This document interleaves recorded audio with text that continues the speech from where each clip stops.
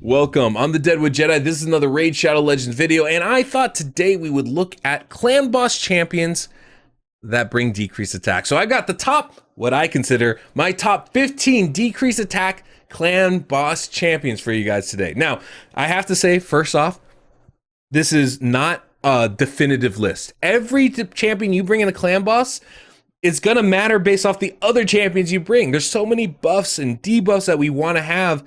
Understanding the full composition is really what makes it work. So you can't just say, this champion is the only one to use, and once I have him in there, I'm gonna bring him regardless of who else is in the team. It doesn't really work that way. But what I think this is going to be good for is as a general guidance as far as champions to look for, to bring in for your team, and to give you an idea of like kind of where they fit in the hierarchy of a decreased attack champion.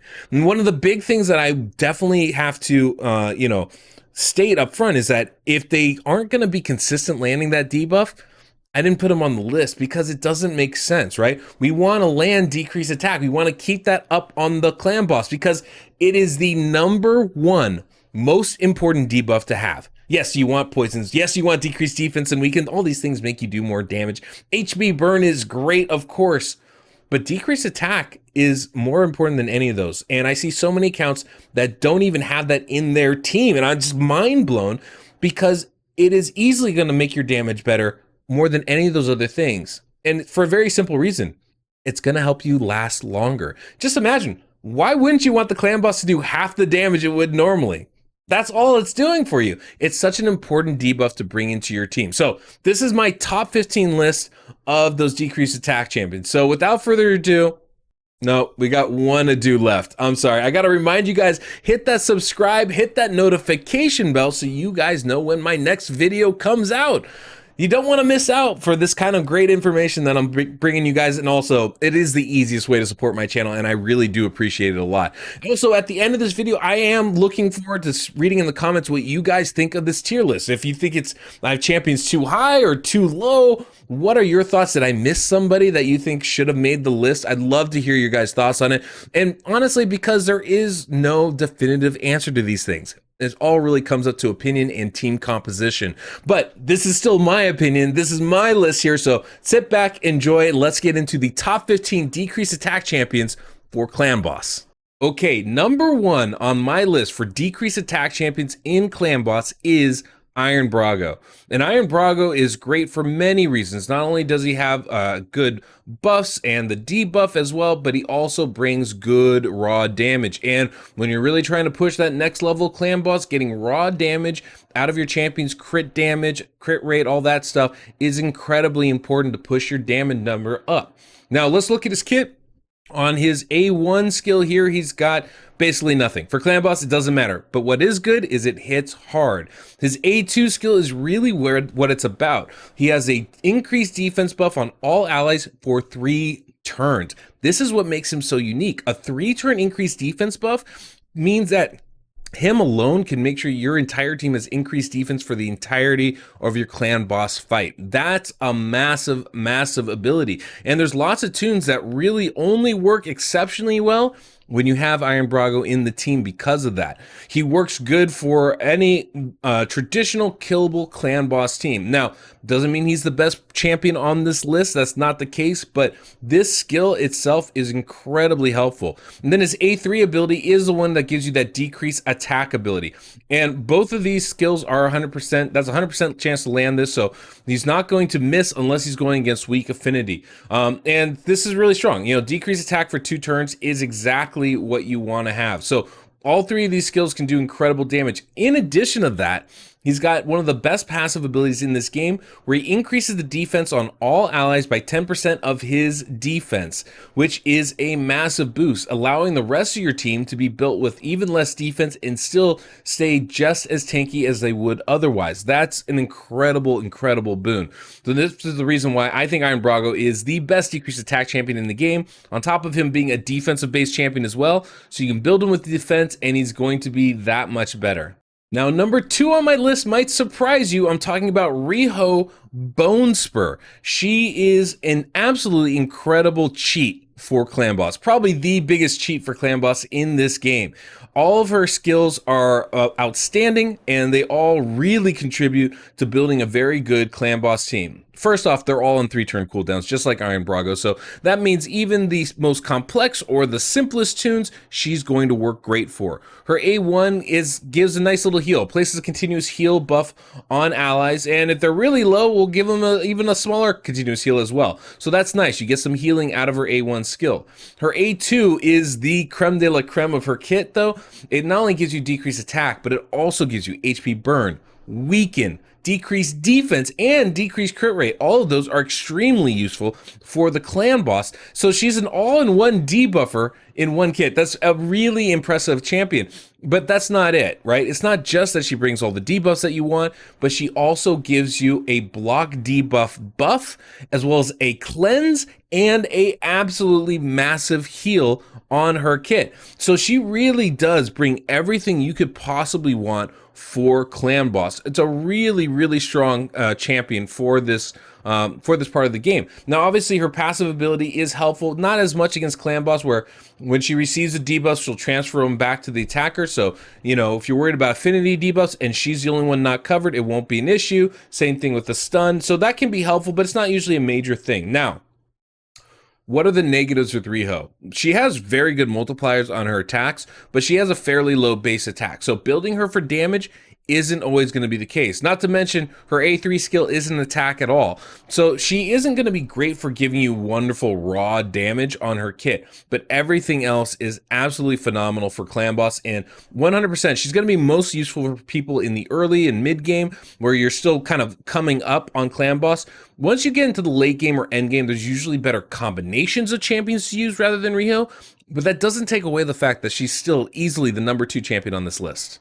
And then we get to the #3 champion, which might come as a surprise that he's this low on the list, but I'm talking about Krisk the Ageless. Now, Krisk is probably not even this high on the list if we're just talking pure decreased attack. But because his kit brings so much else to the table, I had to put him this high. Now, the reason why, his passive ability is really what we're talking about here when we're talking about decreased attack. And that's going to come from the fact that every time he's hit, he will place decreased attack and decreased defense on whoever attacked him. So for the Clan Boss, that means every time he hits Krisk, he's going to reflect basically, or place back on decreased attack and decreased defense. That's a wonderful passive ability. So as long as you build him with accuracy, you don't really have to worry about a lot. You're going to have those two buffs up most of the fight. However, there's something really important to consider here. Krisk is generally not going to be taking the stun. He doesn't have any aura lead, so you don't generally run him as a lead. Not to mention he's void affinity, so when you face affinity champions, chances are he's not, or affinity Clan Boss, chances are he's not going to take the stun. So what that means is those debuffs that he places are only for one turn. They don't last very long. So when the stun comes around, the next attack for the Clan Boss, that AoE, the first AoE attack, you won't have decreased attack up. That can be very problematic. However, the way the mechanics of this game works, that passive ability procs as soon as Krisk is hit.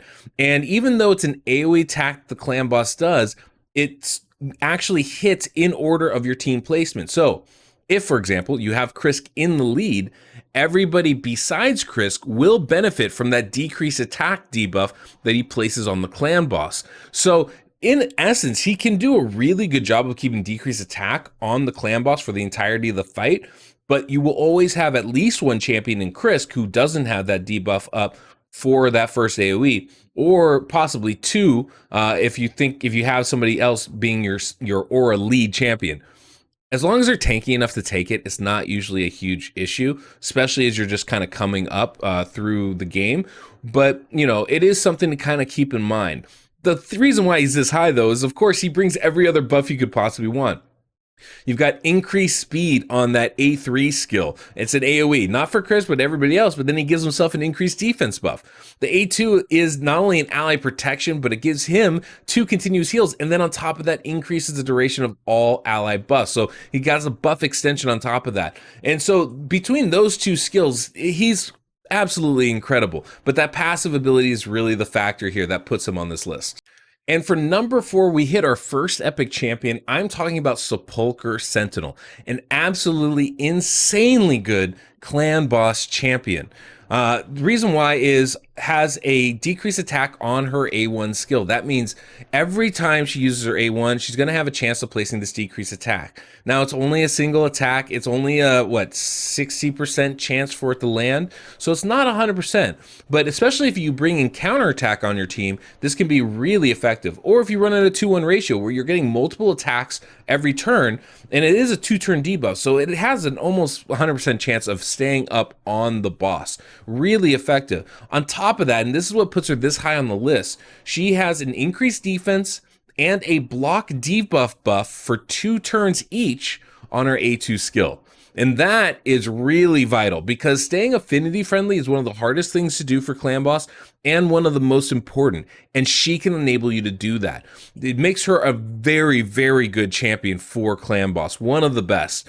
On top of that, she brings a nice 25% defense aura for all battles and has a really cool passive ability that actually works out really, really well, especially in Clan Boss where you only have one attacker, where it has a 25% chance of completely blocking damage when an ally is attacked. So, for example, and this will work on herself as well. She's considered one of the allies. So when you put her generally as the lead champion and that stun comes around, half the time, basically, you're going to block, and it's about half the time, you're going to block all the damage. And that can really do wonders for extending your run. It's a very, very helpful champion to have.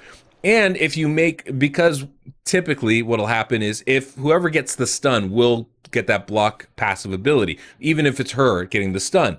But for the AoEs, it's going to be the next, either the lead champion if she's not in the lead, or the second champion in your team order if she is in the lead. So if you put your ally protection champion in that second spot, guess who she's going to protect as the lead champion? And that can be really good for extending your runs as well. So she's absolutely incredible. Now, number 5 on this list is a champion I haven't actually even played around with so much, but it's very clear how good this champion is for Clan Boss. And I'm talking about Dark Kael, who is absolutely one of the best champions for Clan Boss and gets slept on a little bit because it's a Doom Tower champion. Not everybody has access to this champion right away.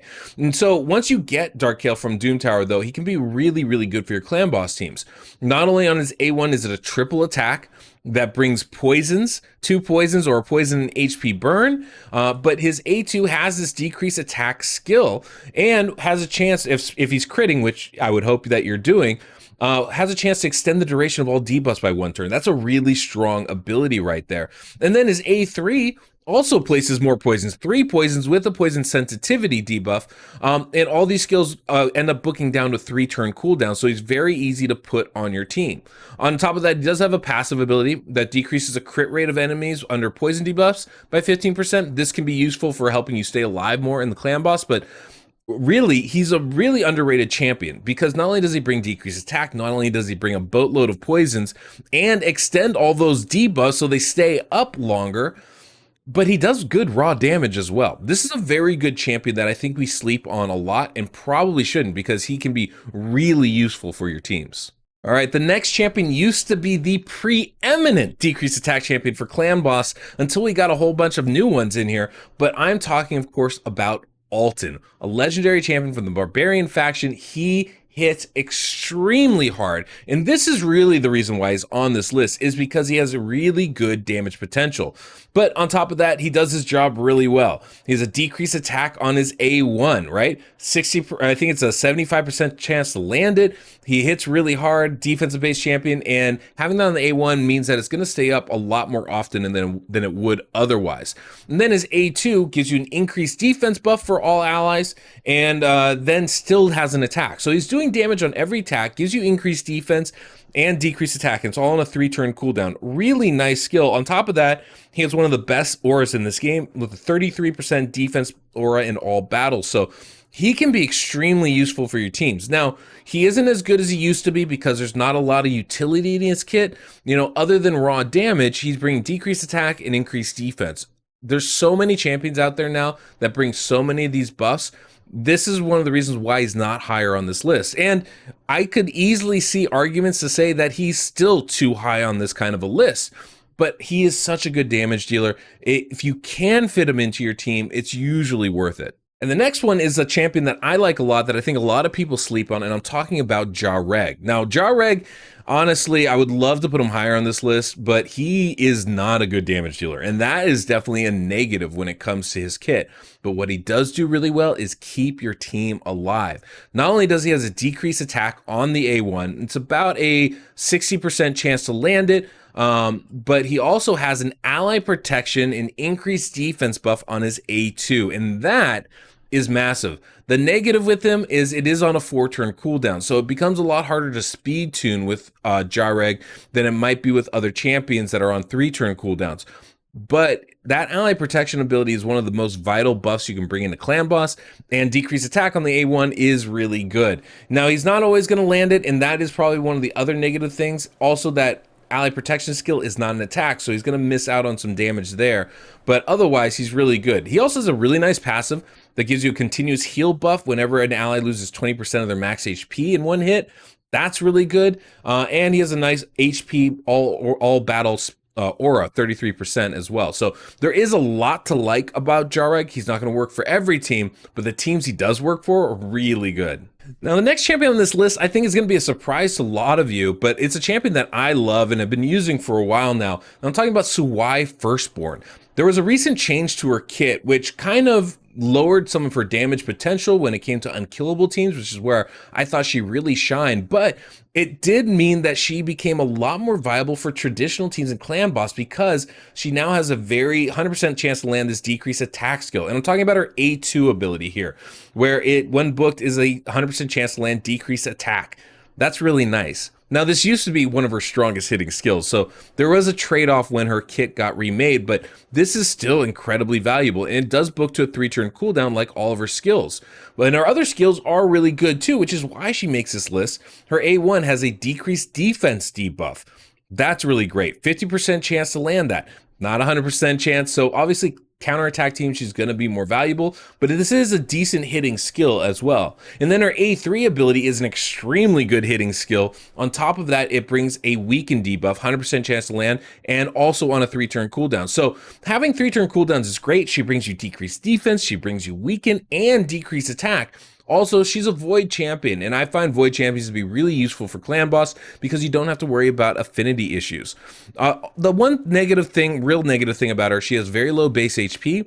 Her base defense is solid, so it can be a little bit tricky to build her and utilize her in teams, but I think she's a really good champion that gets underutilized in this game.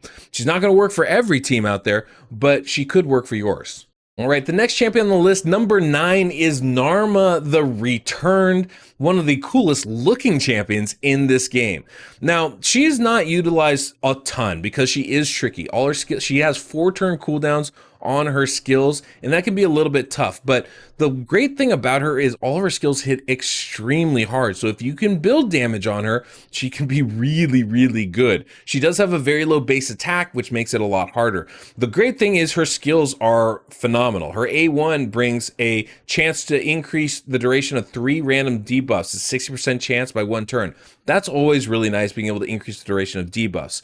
Her A2 here is the decreased attack skill, and on top of that will give you a very sizable heal for all allies. This one books down to a 3-turn cooldown, so you can prioritize this skill and have her working on a 3-turn cooldown for you. That's not a bad way to go. Her A3 skill, though, is really good, and it's nice to get that out there because it's going to place 3 poisons as well as a poison sensitivity. And this does book down to a 4-turn cooldown, not a 3-turn. That's really one of the biggest knocks against her. But she also has actually a pretty good, the aura's not going to be any useful at all. This is for dungeons. But she brings a lot to the table in the fact that she can not only bring you poisons and decrease attack, she's also bringing you some healing, increasing the duration of those debuffs, and can do good raw damage if you can build her attack up, which admittedly is very tricky to do. But if you can find a way to utilize Narma, I think she's a really good champion for Clan Boss. And then we get to number 10 on this list, one of my favorite champions in this game, Tomb Lord. And Tomb Lord, since they remade his kit, is an absolute beast. First off, he's got decreased attack and decreased defense on this A3 skill, which is just massive. Massive being able to bring both of those on a 4-turn cooldown, 100% chance to land. It's very, very good. Whereas A3 though or A2 is probably the skill that we most know about him, because he has a chance of placing, basically when he crits, he's going to place 4 poison debuffs on the boss. That's a lot of debuffs, only for 2 turns. So it's not like the perfect thing, but that's a really, really nice skill to have. A1 is a triple hit attack, so you can actually use Giant Slayer with his kit.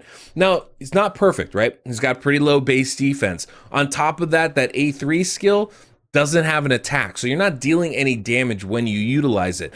But he is really good as far as, kind of an all-rounder. Decrease attack, decrease defense, and poisons. That's a pretty nice champion to bring into your team. So really, really good one. Somebody I do like a lot. Now, I know you guys are going, wait, that's the top 10? Aren't you missing a couple key champions? And there are definitely other champions in this game that I think are really good and maybe should have made this list. I think top among them has got to be Vizier Ovelis. Now, one of the reasons why I didn't put Vizier up there is he brings a lot of useless stuff to Clan Boss, and that can be a little bit tricky, especially based off of his unique kit. So typically, we don't use Vizier for his decrease attack. That said, if you do use him for that, he's arguably one of the best in the game at it. And let's break down exactly what he does. So his decreased attack comes off his A2 skill. Now, it also brings a block buffs and a heal reduction debuff. So that's 2 extra debuffs that you don't need. And normally you'd think, well, that's not much of an issue. The reason why it is because of his A1 skill. And this is really what we utilize Vizier for, is he has an A1 triple attack ability that with each one, when booked, is a 50% chance of increasing the duration of all debuffs. This is where you start getting stacks of 20, 30, 40 duration times on the debuffs on Clan Boss, and you can keep a perfectly full debuff bar for the entirety of the fight. That's great, but when 2 of those debuffs are useless things like block buffs and heal reduction, it becomes less helpful. And so that's one of the reasons why I have him this low. I could easily see arguing and saying, who cares? He's going to keep it up for the full fight. That's worth having 2 empty slots of debuffs. And I can see that completely. And I've run teams like that. He's incredibly good. But that is something to kind of keep in mind. Now, he does have other things, right? He has a debuff spread, like a perfect veil that'll put on himself for Clan Boss on his A3. He also has a passive ability, which gives him a perfect veil to start. I mean, he's okay, right? And he does do some solid damage if you build him for that. But the truth of the matter is, his main thing is that debuff extension, and so outside of that, I don't really see him as a great decreased attack champion by himself. He is really good though. If you do utilize him for that, he's really good. It's just there's some very noticeable negatives with it. Now, you guys remember me talking about Narma and her abilities. Aox the Rememberer is like Narma light.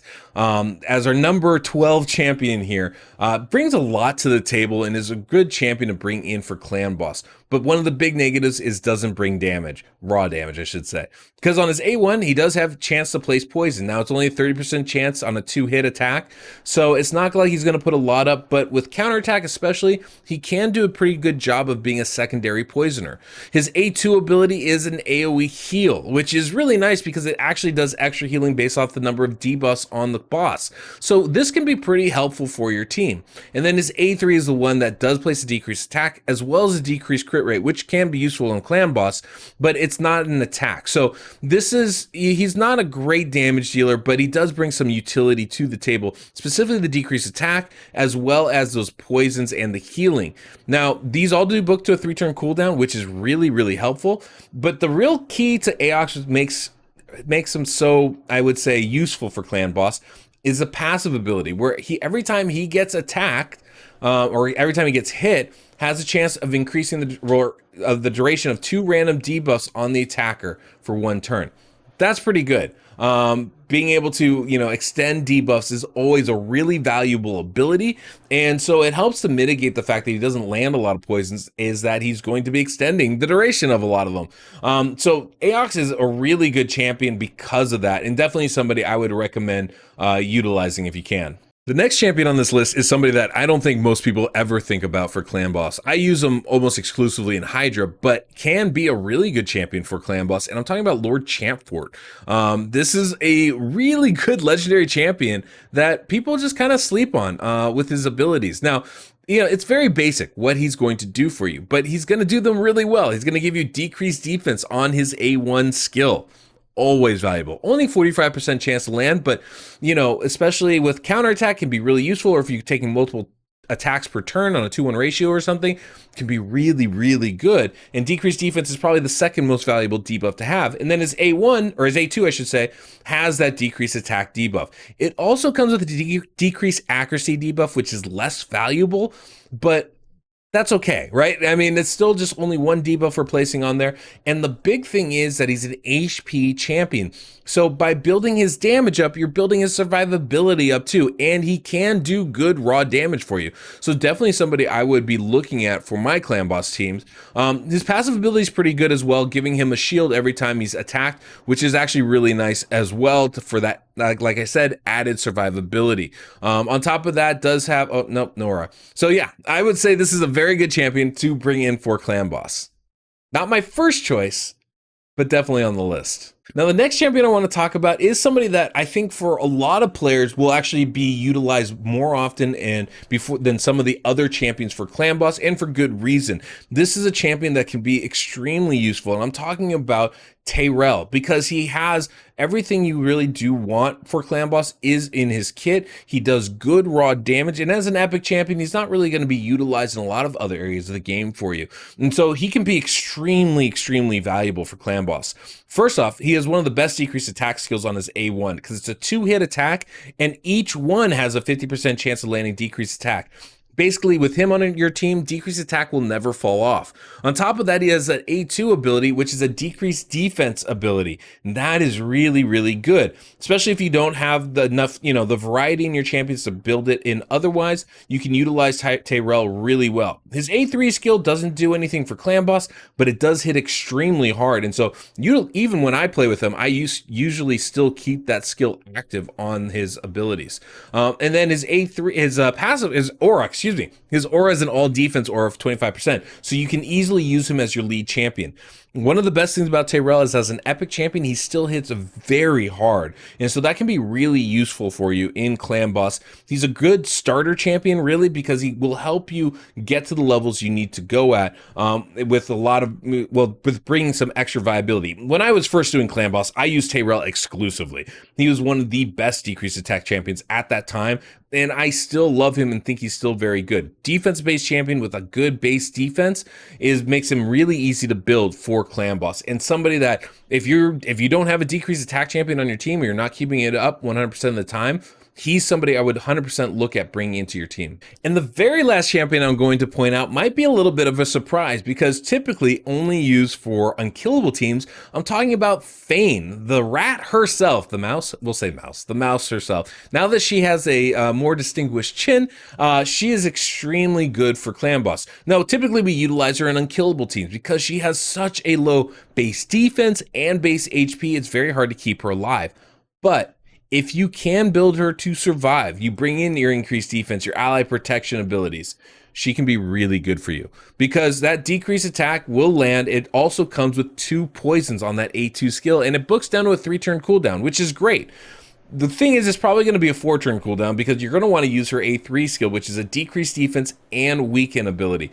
And her A1 isn't going to be doing much for you, but it does bring decent damage. So here's the thing with Fane. She can do good raw damage. She brings you decreased defense, decreased attack, and weaken, and poisons. So she brings everything you want. The hard part is keeping her alive. And that's really why she's last on this list. Otherwise, she would 100% be a lot higher up. So that's my list of the top 15 clan boss decrease attack champions in this game. Now, there's a slew of other champions that do this ability. There's like 30 or 40 champions that really can do this and do it well. There's champions like Crimson Helm that will give you basically 100% chance to land, not Crimson Helm. There's champions like Padma that will basically give you 100% chance to land it as long as you crit. And there's a whole bunch that I really considered and thought about bringing in for this list here. And I could, every team's going to be a little different. It's really important to remember that not every one of these champions is number one in a vacuum, right? These things all matter based off the rest of the champions in your team. But if we're just looking at the decreased attack ability, and looking at the other skills that they bring as kind of ancillary, I think this is a pretty good guidance, right? And definitely you can, rate your champions a little bit higher or a little bit lower depending on the other champions you're going to bring into your team or what your personal preferences are. I don't think this is a definitive list per se, but it should give you good guideposts as far as champions to look out for that can be helpful for your team. And one of the things is you got to make sure you're balancing all the skills. You want decreased defense, you want weaken, you want poisons. Some of these champions will help with that, some of them won't. And the other things that you really want is decreased defense, block debuffs, ally protection. Those are incredibly valuable skills as well. But one of the things that I really utilize, I really focused on when constructing this list was who is going to land decreased attack consistently, right? Maybe not all the time, but very consistently, so I don't have to worry about bringing somebody else. So there's champions that, have this skill, but it's too low a chance. Champions like Taragi the Frog, for example, that has like a 20 or 30% chance to land it. That's not consistent enough to say this is my decreased attack champion for my team.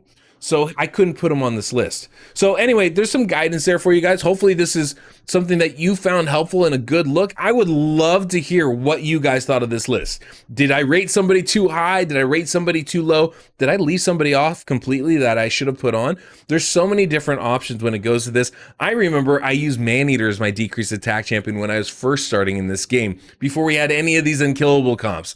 And he was fantastic at it. Landed it 100% of the time for one turn. It was great. It's what I needed. But, there's so many different ways to go about building your clan boss teams. Understanding which options you have is the first step to actually building it. So anyway, guys, that's all we got for today's video. Hopefully you enjoyed it. Don't forget to hit that subscribe button. Until next we meet, I'm the Deadwood Jedi.